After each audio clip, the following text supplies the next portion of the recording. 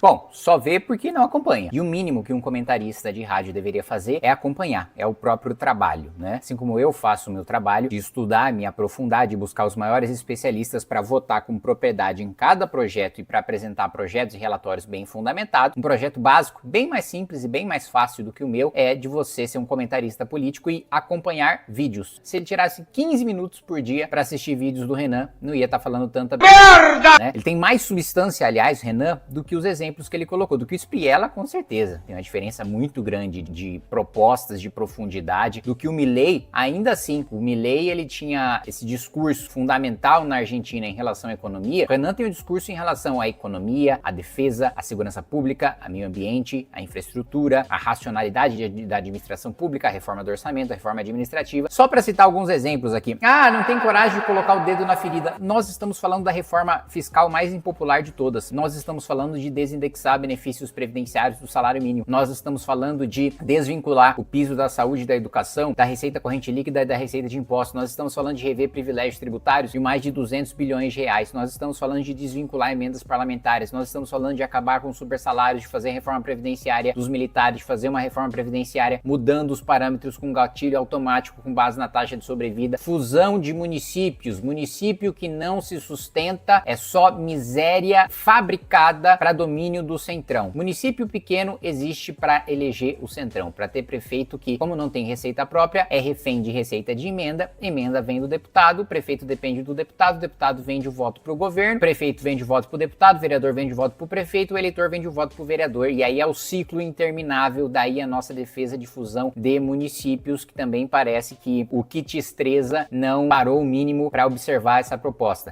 Outra proposta, reforma administrativa, deixar as carreiras mais longas, você não ter tanta desigualdade salarial em relação à iniciativa privada, você ter um piso compatível com a iniciativa privada e você demorar para bater o teto. Hoje, com 15 anos, você já bate o teto e aí você começa o lobby de servidores para bater o extra-teto, né? Porque a carreira não é longa, em vez do sujeito se preocupar em se dedicar, em se esforçar, em se especializar, em aumentar sua produtividade para daí ser promovido dentro do serviço público e ter uma carreira longa, como são as carreiras da iniciativa privada. Ninguém chega no topo de uma carreira da iniciativa privada, com raríssimas exceções, e as exceções, em regra, são por causa de mérito e não por causa de uma carreira pré-determinada. Pouquíssimas pessoas chegam no topo da sua carreira profissional com 15 anos na iniciativa privada. Demora 30, demora 40 anos. O serviço público tem que ser a mesma coisa, né? Nós defendemos isso. Guerra contra o crime, literalmente guerra, decretação de estado de defesa, programa de retomada de territórios, uso das forças armadas, tanto por parte dos seus equipamentos, como também o auxílio operacional para as polícias militares retomarem território, com a adoção do direito penal do inimigo, com uma lei de execução própria para faccionados, com um código de processo penal, com um processo específico para faccionados, com penas mais duras para faccionados. Enfim, propostas não faltam.